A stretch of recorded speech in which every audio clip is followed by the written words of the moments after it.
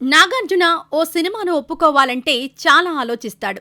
Career మొదట్నుంచి కూడా ఆచితూచి అడుగులు వేశాడు అక్కినేని వారసుడు. శివ, గీతాంజలి లాంటి క్లాసిక్స్ తర్వాత నాగార్జునతో సినిమాలు చేయాలని చాలామంది దర్శకులు అనుకున్నారు. స్టార్ ఇమేజ్ వచ్చిన తర్వాత ఈయన కోసం బాలీవుడ్ డైరెక్టర్స్ కూడా క్యూ కట్టారు. కానీ 36 ఏళ్ల కెరీర్లో దాదాపు 10కి పైగా సినిమాలకు నాగార్జున నో చెప్పాడు. వాటికి చాలా కారణాలు కూడా ఉన్నాయి. మరి నాగ్ నో చెప్పిన సినిమాల లిస్ట్ ఏంటో చూద్దాం. ఘర్షణ. మణిరత్నం దర్శకత్వంలో నటించాలని నాగార్జునకు చాలా పెద్ద కోరిక ఉండేది. మొదట్లోనే ఆ అవకాశం ఈయన చెంతకొచ్చింది. కాని అనుకోని కారణాలతో మణిరత్నం దర్శకత్వంలో సినిమా చేసే ఆఫర్ చేజార్చుకున్నాడు నాగార్జున. అప్పటికున్న పరిస్థితుల దృష్ట్యా తన దగ్గరికొచ్చిన ఘర్షణ సినిమాను నాగార్జున చేయలేకపోయాడు. 1988లో ఇది జరిగితే పట్టుబట్టి మరీ మరుసటి ఏడాది గీతాంజలి సినిమా చేశాడు నాగార్జున. మణి తెలుగులో చేసిన ఏకైక సినిమా ఇదే. మెకానిక్ అల్లుడు. కొన్నిసార్లు కొన్ని కాంబినేషన్స్ కుదరవు అంతే.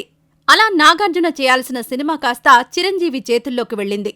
బి. గోపాల్ దర్శకత్వంలో గీతా ఆర్ట్స్ బ్యానర్లో వచ్చిన మెకానిక్ అల్లుడు సినిమాను ముందు నాగార్జునతోనే చెయ్యాలని అనుకున్నారు. పైగా ఈ చిత్రంలో నాగేశ్వరరావు కూడా ఉన్నాడు. కానీ ఈ ఇద్దరి కాంబినేషన్లో వచ్చిన సినిమాల ట్రాక్ రికార్డ్ ఒకే ఒక్క సినిమా హిట్ కావడం వంటి రీజన్స్తో నాగ్ తప్పుకున్నాడు, చిరంజీవి వచ్చాడు. అయినా కూడా మెకానిక్ అల్లుడు ఫ్లాప్ అయింది. ఆహా. నాగార్జున హీరో మాత్రమే కాదు, మంచి నిర్మాత కూడా. అయితే తన నిర్మాణంలో వచ్చిన సినిమాలన్నీ తానే నటించాలనే రూల్ కూడా లేదు. కొన్నిసార్లు నచ్చిన కథలను వదిలేసుకున్నాడు నాగార్జున. అలా తాను చేయలేని సినిమాలను మరో హీరోతో నిర్మించాడు. నాగార్జున అలా మిస్ అయిన సినిమా ఆహా. జగపతి బాబు హీరోగా అన్నపూర్ణ స్టూడియోస్లోనే ఈ సినిమాను నిర్మించాడు నాగార్జున. సురేష్ కృష్ణ దర్శకత్వంలో వచ్చిన ఈ సినిమా నిరాశపరిచింది. ఆర్జీవీ రామాయణం. రామ్ గోపాల్ వర్మను నమ్ముకొని సినిమాలు చేస్తే ఇంకేమైనా ఉందా? ఒకప్పుడు వర్మతో సినిమా అంటే కనీసం యావరేజ్ అనే ముద్ర ఉండేది. కాని ఇప్పుడు ఆయన రేంజ్ ఏంటో అందరికీ తెలుసు. అందుకే నాగార్జున కూడా ఆయన దర్శకత్వంలో నటించడానికి నో చెప్పాడు. దాదాపు పుష్కరం క్రితం నాగార్జునతో రామాయణం అనే సినిమా చేయాలనుకున్నాడు వర్మ. కాని దీనికి నిర్దాక్షిణ్యంగా నో చెప్పాడు నాగార్జున. నాన్ రుద్రన్. తెలుగులోనే కాకుండా తమిళంలో కూడా నాగార్జునకు మంచి ఇమేజ్ ఉంది. అక్కడ కూడా ఈయన సినిమాలు చేశాడు. 20 ఏళ్ల కిందే రక్షకుడు సినిమాతో తమిళ ప్రేక్షకులకు నేరుగా పరిచయమయ్యాడు నాగార్జున. అయితే ఈ మధ్య ధనుష్తో చేయాల్సిన మల్టీస్టారర్కు నో చెప్పాడు నాగార్జున. నాన్ రుద్రన్ పేరుతో ఈ సినిమా మొదలైనా ఆ తర్వాత పూర్తి కాలేదు. మౌనరాగం. నాగార్జున కెరీర్ మొదట్లోనే ఓ క్లాసిక్ సినిమాను వదిలేయాల్సి వచ్చింది. అప్పటికే ఇండస్ట్రీకొచ్చిన కొత్త కావడం, కథలపై పెద్దగా పట్టు లేకపోవడంతో ఓ మంచి సినిమాను నాగార్జున చేజార్చుకున్నాడు. అదే మౌనరాగం. మణిరత్నం తెరకెక్కించిన ఈ చిత్రం మంచి విజయం సాధించింది. కాని గీతాంజలితో అన్ని లెక్కలు ఒకేసారి సరిచేశాడు నాగార్జున. కలిసుందాం రా.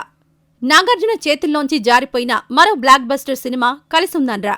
అప్పటికే వరుసగా ఫ్యామిలీ సినిమాలు చేస్తున్న నాగార్జునకు దర్శకుడు ఉదయ్ శంకర్ కూడా అలాంటి కథనే నెరేట్ చేశాడు. అయితే ఆ సమయంలో అది రొటీన్ అనిపించడం, తాను గతంలో చేసిన రాముడొచ్చాడు లాంటి కుటుంబ కథే కావడంతో నో చెప్పాడు. అదే సినిమాను వెంకటేష్ చేస్తే ఇండస్ట్రీ హిట్ అయింది. బద్రి. తొలి cinema hero.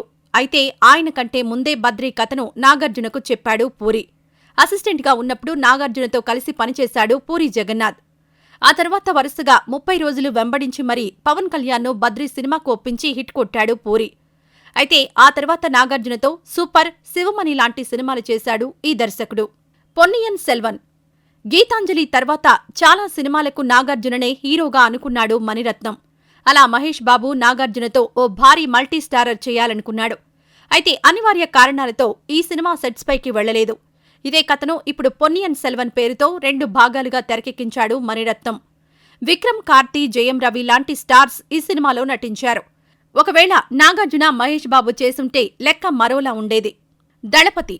Mani Ratnam classical block buster దళపతి కథ కూడా ముందు నాగార్జున దగ్గరకొచ్చింది. అప్పటికే గీతాంజలి సినిమా చేయడంతో నాగార్జున సత్తా తెలిసిన మణిరత్నం ఈ సినిమాను తెలుగు, తమిళంలో ఒకేసారి చేయాలనుకున్నాడు. రజనీకాంత్ను ఓ పాత్రకు తీసుకుని మమ్ముట్టి కోసం నాగార్జునను అనుకున్నాడు. అయితే అనుకోని కారణాలతో ఈ సినిమా నుంచి నాగ్ తప్పుకోవాల్సి వచ్చింది.